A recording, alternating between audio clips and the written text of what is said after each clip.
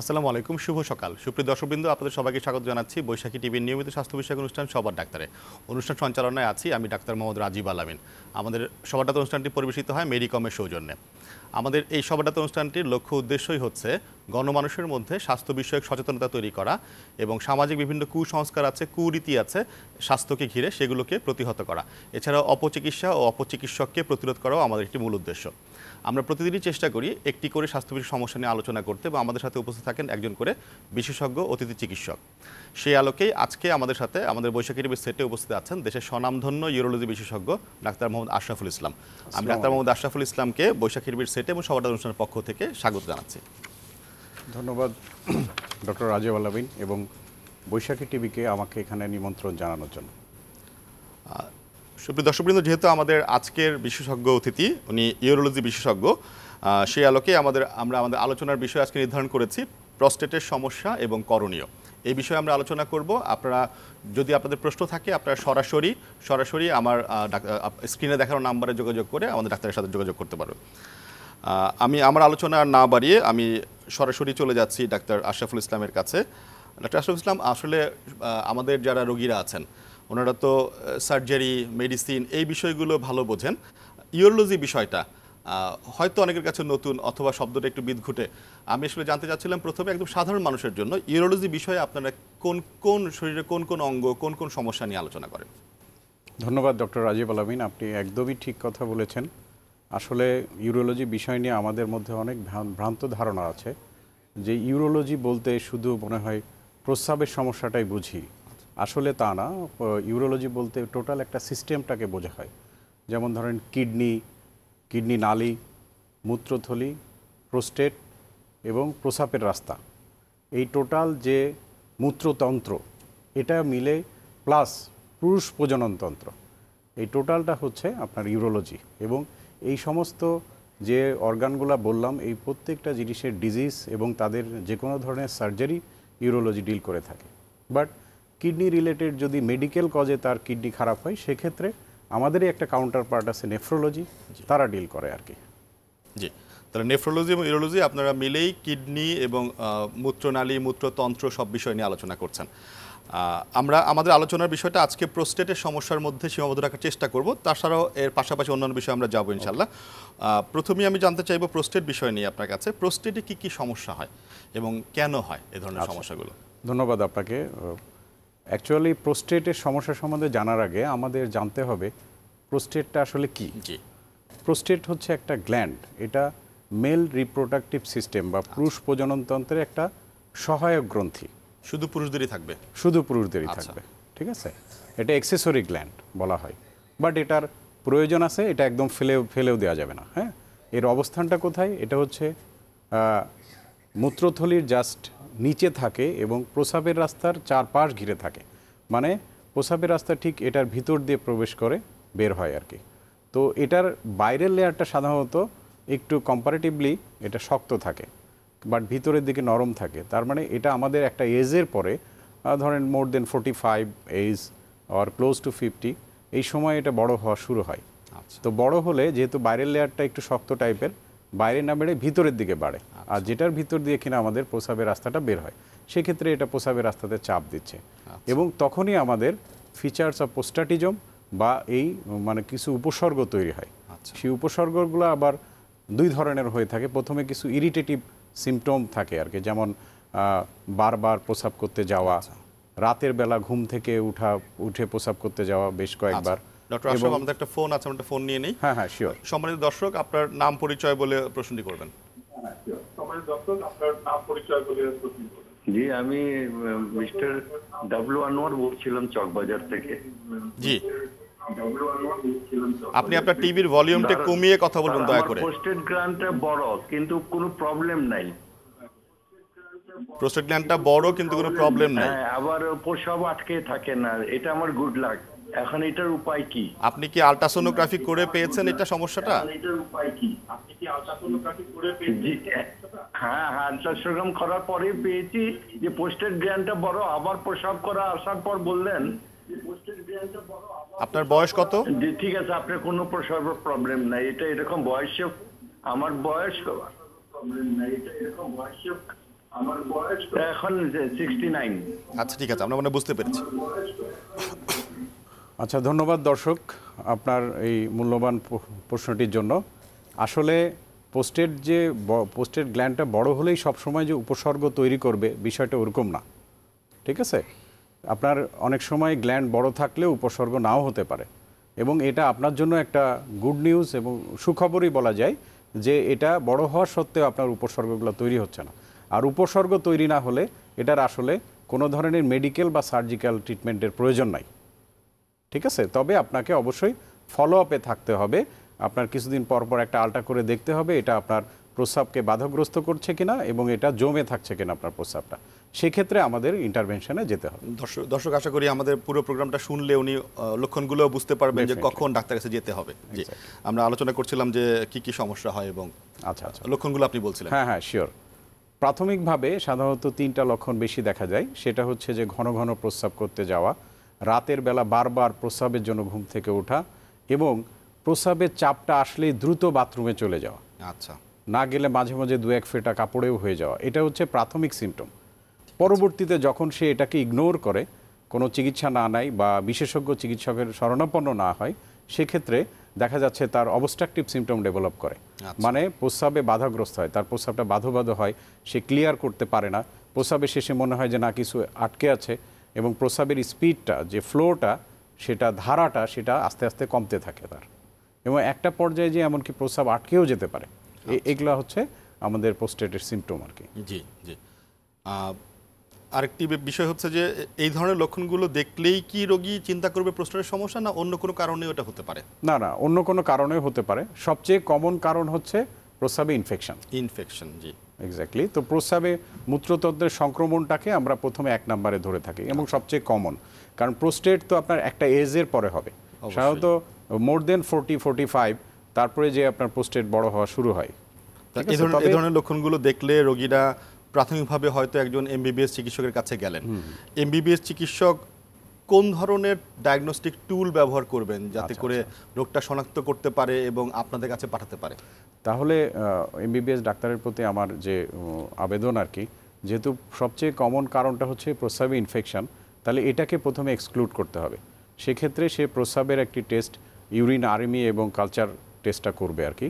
করে যদি দেখে কম দামি এবং ছোট্ট পরীক্ষা, হ্যাঁ, যদি দেখে যে হ্যাঁ এখানে ইনফেকশন আছে, তাহলে ইনফেকশনের ট্রিটমেন্ট করবে। অ্যাজ ওয়েল অ্যাজ তার সিমটম রিলিভ না হলে আমরা সবচেয়ে কনভেনশনাল একটা আল্ট্রাসোনোগ্রাফি করতে পারি। Ultrasonography of KUB prostate and mean cystometric capacity with post voider ratio. বাংলাদেশের একদম উপজেলা পর্যন্ত কিন্তু আল্ট্রাসোনোগ্রাফি হয়, এবং তার প্রস্রাবের চাপ থাকা অবস্থায় করতে হবে, এবং প্রস্রাব করে আসার পরে আরেকবার দেখতে হবে যে তার কোনো প্রস্রাব জমা থাকে কিনা। এই 2টা টুলস দিয়ে আমরা প্রাথমিকভাবে প্রোস্টেট তার এনলার্জ কিনা সেটা আমরা ডায়াগনোসিস করতে পারি, অ্যাজ ওয়েল অ্যাজ তার প্রস্রাবে ইনফেকশন আছে কিনা সেটাকে আমরা এক্সক্লুড করতে পারি। আপনাদের কাছে যখন আসে রোগীরা, একজন এমবিবিএস চিকিৎসক রোগীটা শনাক্ত করলেন যে ওনার প্রোস্টেটটা বড়, এই অবস্থায় যখন আপনাদের কাছে আসে, আপনার কাছে পাঠিয়ে দিল, সেই অবস্থায় আপনারা আসলেই কি বলেন যে অপারেশন করতে হবে? এটা আমাদের দেশের সাধারণ মানুষের চিন্তা যে সার্জনের কাছে যেতে চায় না, গেলেই অপারেশন করতে বলবে, এরকম একটা বিষয়। তো ব্যাপারটা কি ওরকম যে না কোনো একটা রোগের একটা গ্রেডিং আছে বা স্টেজিং আছে যে এইটার পরে গেলে অপারেশন লাগতে পারে? খুবই গুরুত্বপূর্ণ একটা প্রশ্ন করেছেন। এটা আমাদের মধ্যে আসলে এরকম একটা ভ্রান্ত ধারণা প্রচলিত আছে যে সার্জনের কাছে গেলেই বোধহয় অপারেশনের কথা বলবে। আমি আপনার মাধ্যমে সকল দর্শকদেরকে এবং শ্রোতাদেরকে বলতে চাই যে প্রোস্টেট বড় হলেই অপারেশন লাগবে বিষয়টা এরকম না। একটু আগে একজন দর্শক কথা বলেছেন যে তার প্রোস্টেট অনেক বড় বাট তার কোনো সিমটম নাই, তার মানে তার আসলে সার্জিক্যাল কি ইভেন মেডিকেল চিকিৎসারও প্রয়োজন নাই, যেহেতু তার প্রস্রাব কোনো জমা থাকে না। তাহলে এটা একদমই ভ্রান্ত ধারণা যে সার্জনের কাছে আসলেই যে তাকে অপারেশনে যেতে হবে, বিষয়টা এরকম না। এবং প্রোস্টেটের ট্রিটমেন্টের কিন্তু ভাগ আছে। প্রাথমিক পর্যায়ে প্রোস্টেট যখন তার আর্লি সিমটমগুলো আছে, প্রাথমিক যে আমি ইয়েগুলো বললাম আর কি, সেটা থাকলে আমরা এক ধরনের ওষুধ দিই। পরবর্তী যদি অবস্ট্রাকটিভ সিমটম ডেভেলপ করে, পেশেন্টের প্রস্রাবের ধারা একেবারেই কমে যায়, সেগুলোর মার্কার আছে, আমাদের কিছু টুলস আছে যেমন ইউরোফ্লোমেট্রি। প্রস্রাবের ধারা যদি কমে যায়, তারপরে প্রস্রাব যদি অনেকখানি জমা থাকে, রোগী প্রস্রাব করতেই পারে না, ঠিক আছে, আবার দেখা যাচ্ছে নেয়ার রিটেনশন, প্রস্রাব আটকেই যাচ্ছে, মাঝে মাঝে আটকে যাচ্ছে, তার ক্যাথেটার দিয়ে প্রস্রাব ক্লিয়ার করা লাগছে, এরকম ক্ষেত্রে আমাদের কিছু আছে, মেডিকেল নর্মস আছে, টুলস আছে, সেগুলোর মাধ্যমে আমরা ডিসিশন নিই যে এটার অপারেশন লাগবে কিনা। সেক্ষেত্রে আমি বলবো মেসেজটা এটাই যে প্রোস্টেট বড় হওয়া মানেই যে তার অপারেশন লাগবে, বিষয়টা এরকম না। প্রাথমিকভাবে মেডিকেল ট্রিটমেন্ট, পরবর্তীতে লাগলে তার সার্জিক্যাল ট্রিটমেন্ট। চিকিৎসা পদ্ধতি কি আছে? একটা মানুষের প্রোস্টেট বড় হয়েই গেল, যেটাকে আপনাদের ভাষায় হয়তো বিপিএইচ বলেন বা বিইপি বলেন, যাই হোক, এই অবস্থা হলে রোগীকে আমরা চিকিৎসা কি দিব? আচ্ছা, ঠিক আছে। চিকিৎসার পূর্বে আমি একটা কথা বলে নিতে চাই যে প্রোস্টেট বড় হলে আমাদের একটা জিনিস করতে হয়, যে আমরা এটাকে বলি বিনাইন প্রোস্টেটিক হাইপারপ্লেসিয়া, মানে বিনাইন, বাট এটা আসলে ক্যান্সার কিনা সেটারও একটা স্ক্রিনিং টেস্ট আছে আমাদের, সেটা সিরাম পিএসএ। আচ্ছা, এই জিনিসটা আমাদের করে নিতে হয়। বাট এটা বাড়া মানেই যে আমাদের প্রোস্টেট ক্যান্সার হয়েছে, বিষয়টা এরকম না। বাট এটা বাড়লে আরও কিছু পদ্ধতি নেওয়া লাগে, যেমন এটাকে অনেক বেশি বাড়লে সেক্ষেত্রে আমরা প্রোস্টেট বায়োপসি করে তারপরে ইয়েতে যাই বা অপারেশন বা এই ধরনের চিন্তাভাবনা করি। তো আমি আগেই বলেছি যে প্রোস্টেটের আসলে দুই ধরনের ট্রিটমেন্ট আছে, সেটা হচ্ছে মেডিকেল এবং সার্জিক্যাল। মেডিকেল ট্রিটমেন্টে আমরা প্রায়োরিটি দিই যে পেশেন্ট একটা অপারেশনজনিত ঝুঁকির মধ্যে যাওয়ার আগ দিয়ে যদি আমরা ওষুধ দিয়ে কন্ট্রোল করতে পারি প্রোস্টেটটাকে, তাহলে সেটা সবচেয়ে বেটার। এবং সেক্ষেত্রে আমাদের কিছু ড্রাগ আছে, কমন যেগুলো ড্রাগ আছে সেগুলো আমরা ইউজ করি এবং সাধারণত রোগীরা ভালোই থাকে। তবে একটা পর্যায়ে যে প্রোস্টেট যদি আরও বড় হতে থাকে, ইভেন প্রোস্টেট ছোট করার জন্য আরও কিছু ওষুধ এসেছে আমাদের, সেটা আমরা কম্বিনেশন বা আলাদা আলাদা করে ব্যবহার করি। আর পরবর্তীতে দেখা যাচ্ছে যে না, কোনোভাবেই তার মেডিকেল ট্রিটমেন্ট ফেইল হচ্ছে, কোনোভাবে মেডিকেল ট্রিটমেন্টে কন্ট্রোল করা যাচ্ছে না, সেক্ষেত্রে আমরা সার্জিক্যাল ট্রিটমেন্টের কথা চিন্তা করি। সেক্ষেত্রে আমি একটা কথা বলে দিই যে ইউরোলজির যে কোনো অপারেশনের বিষয়ে আমরা হ্যাঁ শিওর সম্মানিত দর্শক, আপনি আপনার নাম পরিচয় বলে কথা বলতে পারবেন সরাসরি। আসসালামু আলাইকুম। ওয়ালাইকুম আসসালাম, শুনতে পাচ্ছি আমরা। জি স্যার, আমি মুন্সিগঞ্জ থেকে বলতেছি, আমার নাম মারিয়াম। জি। আমার মেয়ের বয়স 11 মাস, ও অতিরিক্ত প্রস্রাব করে। আচ্ছা, ঠিক আছে, আমরা বুঝতে পেরেছি আপনার প্রশ্ন। 11 মাসের বাচ্চা অনেক বেশি প্রস্রাব করে। আচ্ছা, আমি কি ওনাকে সম্পূরক কোনো প্রশ্ন করতে পারি? অবশ্যই অবশ্যই। দর্শক, সম্মানিত দর্শক, আপনি কি আমাকে শুনতে পাচ্ছেন না? ফোন কেটে গেছে। ফোন কেটে গেছে। আচ্ছা, যাই হোক, ওনার জ্ঞাতার্থে বলি আর কি, যেহেতু 11 মাসের বাচ্চা ঘন ঘন প্রস্রাব করে, এটা আসলে রুগীকে দেখে এবং তার 11 মাস ছোট বাচ্চা, আমার মনে হয় অস্বাভাবিক কিছু না এটা। হ্যাঁ, এটা খুব কমন যে তারা ঘন ঘনই প্রস্রাব করবে এবং তার হচ্ছে যে ইউরিনারি সেন্টারগুলো এখনও ডেভেলপ না, এটা কন্ট্রোলের জন্য।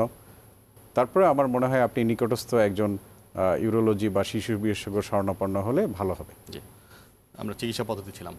আচ্ছা, চিকিৎসা পদ্ধতি আমরা মেডিকেল ট্রিটমেন্টের কথা তো বললাম, এরপর আছে সার্জিক্যাল ট্রিটমেন্ট। এবং আমি একটা জিনিস দর্শকদের উদ্দেশ্যে প্লাস আপনার উদ্দেশ্যে বলতে চাই যে ইউরোলজিতে চিকিৎসা, সার্জিক্যাল চিকিৎসা আমরা ওয়ার্ল্ডের যে কোনো কান্ট্রির সমকক্ষ, এবং আমরা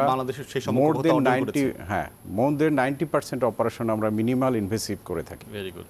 এবং কোনো এক সময় এই প্রোস্টেট গ্ল্যান্ডকে আমরা কেটে অপারেশন করতাম, বাট এখানে একেবারে অবসলিউট হয়ে গেছে। আমরা এখন খুবই সুন্দর করে আমরা কোনো কাটাছেঁড়া ছাড়াই আমরা টিওআরপি করে, সেলাই লাগবে না, কাটাছেঁড়া লাগবে না, সেটাই। ঠিক আছে, প্রস্রাবের রাস্তা দিয়ে ক্যামেরা ঢুকিয়ে আমরা ইজিলি অপারেশন করতে পারি। এবং আমাদের ডিফারেন্ট এনার্জি সোর্স আছে, আমাদের বাইপোলার ডায়াথার্মি আছে, ইউনিপোলার ডায়াথার্মি আছে, এবং লেজার দিয়েও আমরা কেটে থাকি আর কি। পোস্টেট অপারেশন করে থাকে, বাইরে থেকে কিছুই বোঝা যায় না যে তার যে কোনো অপারেশন হয়েছে, ইভেন তার এটা সিমটম অটোমেটিক রিলিফ হয়ে যায়। তাহলে বলতে যাচ্ছেন যে প্রোস্টেটের অপারেশন বা ইউরোলজির অপারেশনের জন্য কোনো রোগীকে আসলে বাইরে যাওয়ার দরকার নেই? না, ডেফিনেটলি নট। এটা কিন্তু আমাদের জন্য অনেক বড় মেসেজ। আমি সম্মানিত দর্শকদের উদ্দেশ্যে অবশ্যই জানাতে চাচ্ছি যে আপনারা দয়া করে বাইরে যাওয়ার চিন্তা করার আগে প্রোস্টেটের সমস্যা বা এগুলোর সমস্যার ব্যাপারে আমাদের দেশীয় যারা ইউরোলজিস্ট আছেন, বিশেষজ্ঞ ডাক্তাররা আছেন, তাদের সাথে যোগাযোগ করবেন। তাহলে আমরা যে অপারেশন পদ্ধতিটা আপনারা বলছেন টিইউআরপি, এটা মোটামুটি আমাদের সব জায়গাতেই কি হচ্ছে কিনা, আমাদের 64টা জেলাতেই কি হচ্ছে কিনা? হ্যাঁ, বলা যায় 64টা জেলাতেই হচ্ছে। যেখানে মেশিন নাই সেখানে মেশিন অন্য একটা ভালো সেন্টার থেকে মেশিন নিয়ে যেয়ে করা হচ্ছে, বাট প্রতিটা জেলাতেই এটা অ্যাভেলেবল, এটা করা হচ্ছে। আপনারা ইউরোলজিস্টরা বাংলাদেশের যে পরিমাণ আছেন, এটা দিয়ে কি আমরা 18 কোটি জনগণকে সাপোর্ট দেওয়ার মতো সক্ষমতা আছে কিনা? না, এটা আসলে এখনো আমাদের বলতে গেলে ইউরোলজিস্ট এটা তো আসলে সুপার স্পেশালিটি। জি, সার্জারি থেকে সার্জারি যেমন স্পেশালিটি, সুপার স্পেশালিটি। সেক্ষেত্রে এখনও যে আমরা জনগণের সরাসরি দোরগোড়ায় পৌঁছে গেছি বিষয়টা ওরকম না। আমাদের আসলে আরও অনেক ইউরোলজিস্টের প্রয়োজন আছে দরকার। প্রান্তিক জনগণকে সাপোর্ট দেওয়ার জন্য। জি ডক্টর আশরাফ, আমরা প্রোস্টেট নিয়ে আলোচনা করছিলাম, তার সাথে সাথে আমরা একটু দু একটা বিষয়, প্রস্রাবের রাস্তায় রক্ত আসা, যেটাকে আমরা আমাদের ভাষায় হয়তো হেমাচুরিয়া বলি, দর্শকদের জন্য জাস্ট প্রস্রাবের রাস্তায় রক্ত আসা, এইটার সাথে কি প্রস্টেটের কোনো সম্পর্ক আছে কিনা? অবশ্যই এবং আছে। সেটা হলে রোগীরা কি করতে পারবে, মানে কি ধরনের আমরা রেমেডি নিতে হ্যাঁ, পারি? প্রস্রাবের রাস্তা দিয়ে রক্ত আসা রোগীর জন্য একটা অ্যালার্মিং ব্যাপার, বিব্রতকর। সে প্রস্রাবের রাস্তা দিয়ে সবসময় প্রস্রাব দেখে অভ্যস্ত, হঠাৎ করে লাল কোনো কিছু বা রক্তের মতো কোনো কিছু হলে সে ওরিড হয়ে যায়, সে নিকটস্থ ডাক্তারের কাছে যায়। আমি বলবো এই বিষয়ে ওরিড হওয়ার দরকার নাই। হ্যাঁ, প্রোস্টেটের সাথে প্রোস্টাটাইটিস বা সিমটমটা অনেক বেশি অ্যাগ্রাভেট করে গেলে, যখন প্রস্রাব অনেক চাপ দিয়ে করতে হয় তাকে, তার ব্লাডার নেকে যে ভেসেলগুলো আছে এগুলো এঙ্গর্স থাকে, চাপ দেয়, একটা সময় যে তার এটা ফেটে যেয়ে ব্লিডিং হতে পারে। বাট প্রস্রাবের রাস্তা দিয়ে রক্ত যাওয়ার এটাই একমাত্র কজ না, আরও অনেক কজ আছে। হ্যাঁ, সেক্ষেত্রে আপনার মূত্রতন্ত্রের সমস্ত জায়গায় যদি আপনার প্রত্যেকটা এরিয়া অনুযায়ী যদি এখানে কোনো টিউমার থাকে বা সবচেয়ে কমন যেটা স্টোন পাথর থাকে, ঠিক আছে, অথবা যদি টিউবারক্লোসিস থাকে, আচ্ছা, সেক্ষেত্রেও আপনার রক্ত যেতে পারে। এবং ইভেন কি আপনার ইনফেকশনের মাত্রা অতিরিক্ত বেশি হলেও সেক্ষেত্রেও রক্ত যেতে পারে। অতএব রক্ত গেলেই আতঙ্কিত হওয়ার কিছু নাই। আপনি নিকটস্থ ইউরোলজিস্ট, একজন ইউরোলজি বিশেষজ্ঞ শরণাপন্ন হন, definitely he or she will help you. আচ্ছা, এছাড়া যদি প্রস্রাব আটকে যায় কোনো কারণে, প্রোস্টেট বড় হয়ে তো প্রস্রাব আটকে যেতে পারে, তো সেখানে কি করণীয় আছে রোগীদের? আচ্ছা আচ্ছা, প্রস্রাব আটকে প্রোস্টেটের আসলে আটকানো থাকলে আমরা এটাকে আসলে আচ্ছা আচ্ছা ঠিক আছে, চিন্তার বিষয় বলবো না ডেফিনেটলি প্রস্রাব আটকে থাকলে এটা আসলে মানে তার তলপেট ফুলে যাবে, ব্লাডার ফুল হয়ে যাবে, পেশেন্ট ব্যথা অনুভব করবে। এতে ব্যথা অনুভব করার আগেই আমাদের এটা রিলিভ করা উচিত। হ্যাঁ, এবং তবে ম্যাক্সিমাম আমাদের দেশের রুগীরা নিজেদের এই সিমটমগুলো, যেগুলো প্রাথমিক সিমটম, এগুলোকে অবহেলা করে। একটা পর্যায়ে যেয়ে তাদের প্রস্রাব আসলে প্রোস্টেটের জন্য আটকে যায় এবং তখন আমাদের শরণাপন্ন হয়, প্রথম তারা আসে। কিন্তু প্রস্রাব আটকে গেলেই যে অপারেশনে চলে যেতে হবে বিষয়টা ওরকম না। আমাদের প্রথম দায়িত্ব হচ্ছে পেশেন্টকে রিলিভ করা, ঠিক আছে। এবং প্রোস্টেট ছাড়াও আরও অনেক কারণ আছে যেটার জন্য প্রস্রাব আটকে যেতে পারে আর কি। আর প্রোস্টেটের জন্য প্রস্রাব আটকে গেলে আমরা প্রথমে তাকে একটা ক্যাথেরাইজেশন করব, পারিউরেথাল ক্যাথেটারাইজেশন করব, এবং পারিউরেথাল অনেক সময় নাও যেতে পারে, খুব সাধারণ একটা পদ্ধতি, খুব সাধারণ পদ্ধতি করে আমরা পরবর্তী ইভালুয়েশন তাকে করব, ইনভেস্টিগেশন করব এবং পরবর্তী চিকিৎসা সেট আপ করবো আর কি। আচ্ছা, ধন্যবাদ ডক্টর মোহাম্মদ আশরাফুল ইসলাম, আপনি আপনার ব্যস্ততম সময় থেকে আমাদেরকে সময় দিয়েছেন, আপনাকে আবার আন্তরিক শুভেচ্ছা ও ধন্যবাদ জানাচ্ছি। ধন্যবাদ আপনাকে। সুপ্রিয় দর্শকবৃন্দ, আশা করি আমাদের যে আজকের অনুষ্ঠান আপনারা শুনলেন প্রোস্টেটের সমস্যা এবং করণীয়। আমরা আলোচনা করছিলাম দেশের স্বনামধন্য ইউরোলজিস্ট ডাক্তার মোহাম্মদ আশরাফুল ইসলামের সাথে। আজকের আলোচনার বিষয়ে আপনারা উপকৃত হয়েছেন। পরবর্তী অনুষ্ঠান দেখার আমন্ত্রণ জানিয়ে আমি বিদায় নিচ্ছি। আপনারা সবাই সুস্থ থাকবেন এবং নিরাপদ থাকবেন, এবং যে কোনো স্বাস্থ্য বিষয়ক সমস্যায় বাংলাদেশ মেডিকেল এবং ডেন্টাল কাউন্সিল কর্তৃক পূর্ণ নিবন্ধনপ্রাপ্ত কমপক্ষে এমবিবিএস চিকিৎসকের শরণাপন্ন হবেন। ধন্যবাদ সবাইকে, আল্লাহ হাফেজ।